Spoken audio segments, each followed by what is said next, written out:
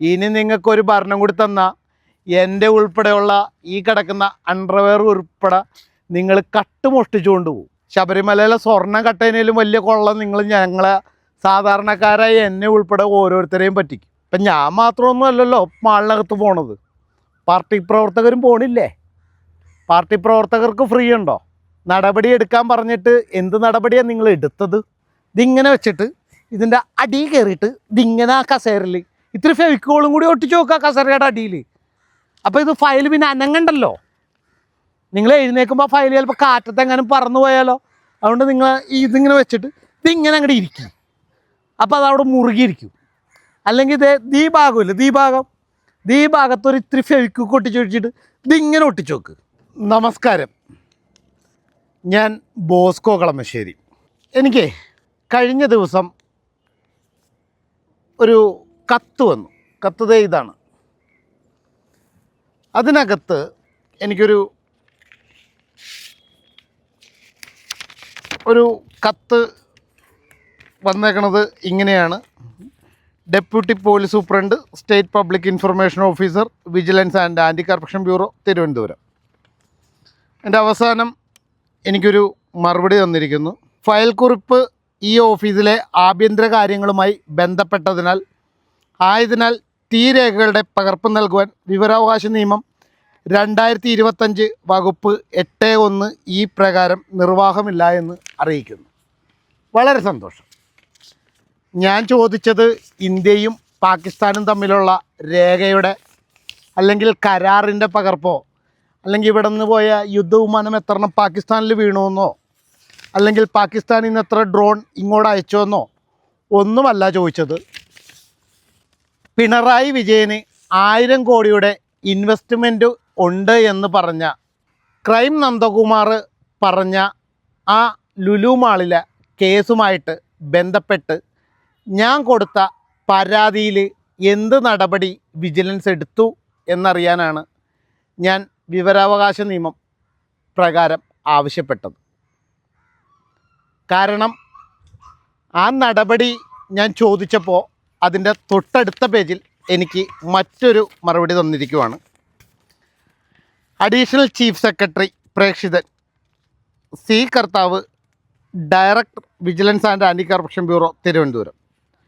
Vigilance വകുപ്പ് phone മുഖേന ലഭ്യമായ ബോസ്കോ കളമശ്ശേരിയുടെ പരാതി സംബന്ധിച്ച് 29/3/2017 തീയതിയിലെ പി ഉത്തരവ് മേൽ വിഷയങ്ങളിലേക്ക് ശ്രദ്ധ ക്ഷണിക്കുന്നു.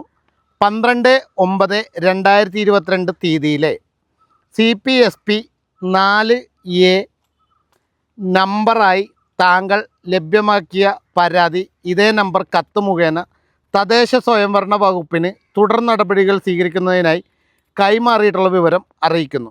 ഈ കാര്യം അപേക്ഷകനെ അറിയിക്കുവാൻ താൽപ്പര്യപ്പെടുന്നു. ഇതാണ് ഈ സാധനം. ഈ കാക്കക്കൂട്ടിൽ വന്ന് മുട്ടയിട്ട് പോകുന്ന കള്ളന്മാരെ ഞാനൊരിക്കലും ഫിലിക്സ് പക്ഷി എന്ന് വിളിക്കാറില്ല എന്ന് പഴയ ഒരു സിനിമാ നടൻ ഒരു സിനിമയിൽ ഡയലോഗ് വിട്ടിട്ടുണ്ടായിരുന്നു. എന്ന് പറഞ്ഞ പോലെ നിങ്ങൾ ഒക്കെ ശരിയാക്കാമെന്ന് ചാനലിലിരുന്നു മറ്റേ പത്രപരസ്യത്തിലും മറ്റേ KSRTCയുടെ ബസ്സിലൊക്കെ ഇരുന്നിട്ട് തള്ളിക്കൊണ്ട് അങ്ങോട്ട് ഇരുന്നാൽ മതി. ആ തള്ള് എൻ്റെ അടുത്ത് ഇറക്കണ്ട. കാരണം നിങ്ങൾ പണ്ടേ ഉടായ്പാണെന്നും നിങ്ങൾ ഇപ്പുറത്തിരുന്ന് വേട്ടക്കാരനോടൊപ്പമാണെന്നും അല്ല, ആദ്യം നിങ്ങൾ പറയും എരയോടൊപ്പമാണെന്ന് ആദ്യം പറയും. അത് കഴിഞ്ഞ് കുറച്ച് കഴിയുമ്പോൾ നിങ്ങൾ പറയും അല്ല സോറി ഞങ്ങൾ എരയോടൊപ്പമല്ല വേട്ടക്കാരനോടൊപ്പമായിരുന്നു എന്ന് പറയും. അത് തന്നെയാണ് ഇതിനകത്തും സംഭവിച്ചിട്ടുള്ളത്. എന്തായാലും വിജിലൻസിനോട് അടുത്ത തുടർ നടപടികൾ സ്വീകരിക്കാൻ പറഞ്ഞപ്പോൾ എനിക്ക് തന്ന പേപ്പറുകളാണ് ഈ കാണുന്നത്.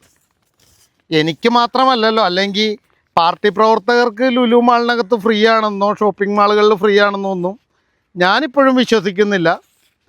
ഈ സെൻട്രൽ സ്ക്വയർ മാള് ആരുടെയാണെന്ന് അതിൻ്റെ ഡോക്യുമെൻസൊക്കെ ഒന്ന് പരിശോധിച്ച് നോക്കിയാൽ, അല്ലെങ്കിൽ അതിൻ്റെ കമ്പനിയുടെ ഡോക്യുമെൻസൊക്കെ എടുത്ത് പരിശോധിച്ച് നോക്കിയാൽ നിങ്ങളുടെ പാർട്ടിയിലിരിക്കുന്ന പല പ്രവർത്തകരുടെയൊക്കെ പേരൊക്കെ അതിനകത്ത് കാണാൻ പറ്റും. ഇല്ല എങ്കിൽ നിങ്ങൾ പരിശോധിച്ച് നോക്കിക്കോ. ഈ ദുബായിൽ 100 കണക്കിന് കമ്പനി കേരളത്തിൽ എത്ര രാഷ്ട്രീയ പാർട്ടികളുടെ നേതാക്കന്മാർക്കുണ്ടെന്നൊക്കെ എനിക്ക് നന്നായി അറിയാം. അഫിഡവിറ്റ് കൊടുക്കുന്ന കള്ളക്കണക്കല്ല യഥാർത്ഥ കണക്ക്.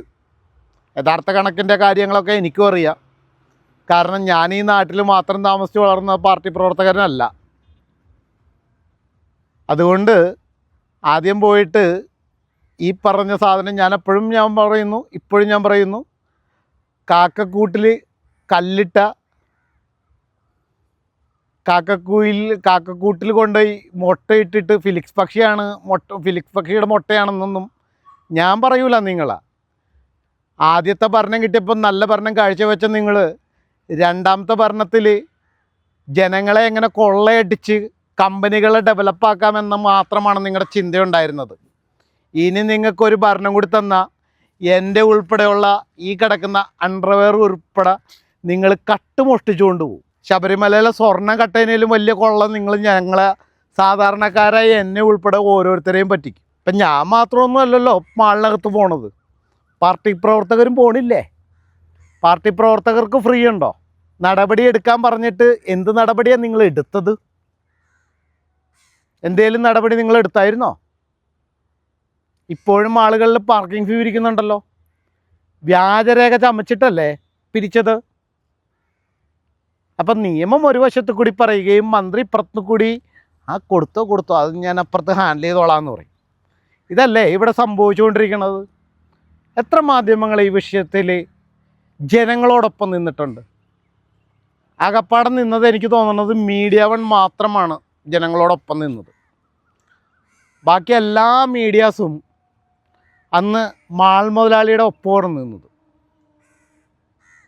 എന്നിട്ട് പറയുന്നു ഞങ്ങൾ ഇരയോടൊപ്പം അല്ല വേട്ടക്കാരോടൊപ്പം. സത്യത്തിൽ നിങ്ങൾക്ക് അടിയുറപ്പുണ്ടോ? അതുകൊണ്ടാണ് ഞാൻ പറഞ്ഞത്, ഈ പറഞ്ഞ ക്രൈം നന്ദകുമാർ പറഞ്ഞ 1000 കോടിയുടെ ഇൻവെസ്റ്റ്മെൻറ്റ് ലുലു ഗ്രൂപ്പിനകത്ത് പിണറായിക്കൊണ്ട് എന്ന് അന്നൊരു വാർത്ത പറഞ്ഞതിൽ ഞാനിപ്പോഴും ഉറച്ചു വിശ്വസിക്കുന്നത് ഈ കാരണങ്ങളൊക്കെ കൊണ്ട് തന്നെയാണ്. അതുകൊണ്ടാണ് ഞാൻ നേരത്തെ പറഞ്ഞ ആ ഡയലോഗ് വീണ്ടും പറഞ്ഞത്. കാക്കക്കൂട്ടിൽ മുട്ടയിട്ടിട്ട് അത് ഫിലിക്സ് പക്ഷിയുടെ മുട്ടയിട്ടതാണെന്ന് നിങ്ങൾ പറയരുത് എന്ന് ഞാൻ പറഞ്ഞത്. കള്ളനെ ഒരിക്കലും ഞങ്ങൾ വിശുദ്ധനെന്ന് ഇന്ന് വരെ ഞാൻ വിളിച്ചിട്ടില്ല. ഇനി അങ്ങനെ വല്ല പുതിയ പേരൊക്കെ ഇട്ടിട്ടുണ്ടോ എന്ന് എനിക്കറിയാൻ പാടില്ല. വിശുദ്ധനായ കള്ള എന്ന് ആരും വിളിച്ചായിട്ട് എനിക്കറിയാൻ പാടില്ല. അതുകൊണ്ടാണ് ഞങ്ങൾ പറയുന്നത്, നിങ്ങൾ ഇനിയും അധികാരത്തിൽ വന്നാൽ എൻ്റെ അണ്ടർവെയർ ഉൾപ്പെടെ നിങ്ങൾ കട്ടുകൊണ്ട് പോകും. ആ കട്ടുകൊണ്ട് പോകുന്നതിനോട് എനിക്ക് യോജിപ്പുമില്ല. അങ്ങനെ നിങ്ങൾ ഇനി ഭരണത്തിൽ കയറണ്ട എന്നുള്ളതാണ് എൻ്റെ നിലപാട്. കാരണം നിങ്ങളാണ് ഈ ഫയലിൻ്റെ അടിയിൽ കയറിയിട്ട് ഇതിങ്ങനെ വെച്ചിട്ട് ഇതിങ്ങനെ ഇരിക്കും. ഇതിങ്ങനെ നോക്കിക്കോ, ഇതിങ്ങനെ വെച്ചിട്ട് ഇതിൻ്റെ അടിയിൽ കയറിയിട്ട് ഇതിങ്ങനെ ആ കസേരയിൽ ഇത്തിരി ഫെവിക്കോളും കൂടി ഒട്ടിച്ച് നോക്കുക കസേരയുടെ അടിയിൽ. അപ്പോൾ ഇത് ഫയൽ പിന്നെ അനങ്ങണ്ടല്ലോ. നിങ്ങൾ എഴുന്നേൽക്കുമ്പോൾ ഫയൽ ചിലപ്പോൾ കാറ്റത്തെങ്ങാനും പറന്നു പോയാലോ. അതുകൊണ്ട് നിങ്ങൾ ഇതിങ്ങനെ വെച്ചിട്ട് ഇതിങ്ങനെ അങ്ങോട്ട് ഇരിക്കും. അപ്പോൾ അതവിടെ മുറുകിയിരിക്കും. അല്ലെങ്കിൽ ഈ ഭാഗമില്ല, ഈ ഭാഗത്തൊരു ഇത്തിരി ഫെവിക്കൊക്കെ ഒട്ടിച്ച് വെച്ചിട്ട് ഇതിങ്ങനെ ഒട്ടിച്ച് നോക്ക്. ജനങ്ങളെ കൊള്ളയടിക്കാനും ജനങ്ങളെ പറ്റിക്കാനും മൂഞ്ചിക്കാനും ഒന്നുമല്ല നിങ്ങളെ മുഖ്യമന്ത്രിയാക്കിയത്. നിങ്ങൾ നല്ല ഭരണം കാഴ്ചവെക്കുമെന്നും ഒക്കെ പറഞ്ഞുകൊണ്ടാണ് നിങ്ങൾ അധികാരത്തിൽ മുഖ്യമന്ത്രി കസേര കയറിയിരുന്നിട്ട് ജനങ്ങളോട് കാണിക്കുന്ന നാറിത്തരങ്ങൾ മുഴുവൻ. അതുകൊണ്ടാണ് ഞാൻ ഇത്രയൊക്കെ പറഞ്ഞത്. ഇതെന്നെ കൊണ്ട് പറഞ്ഞു പറയിപ്പിച്ചതാണ്. 5 വർഷം കേസ് നടത്തിയിട്ടും നിങ്ങൾ കമ എന്നൊരക്ഷരം നിങ്ങൾ പറഞ്ഞിട്ടില്ല. അതുകൊണ്ടാണ് ഞാൻ ഇത്രയും പറയാനുണ്ടായ കാരണം. ജനങ്ങളെ ഇനിയും നിങ്ങൾ പറ്റിക്കണം എന്ന് മുഖത്തു നോക്കി പറഞ്ഞുകൊണ്ട് തന്നെ വോട്ട് പിടിച്ച് ജയിക്കണം. എങ്കിലേ നിങ്ങളെ നല്ല നേതാവാണെന്ന് ഞാൻ പറയും. ഇനിയും ഞങ്ങൾ പറ്റിക്കും എന്ന് തന്നെ പറയണം എന്ന് പറഞ്ഞുകൊണ്ട് നിർത്തുന്നു. നന്ദി, നമസ്കാരം.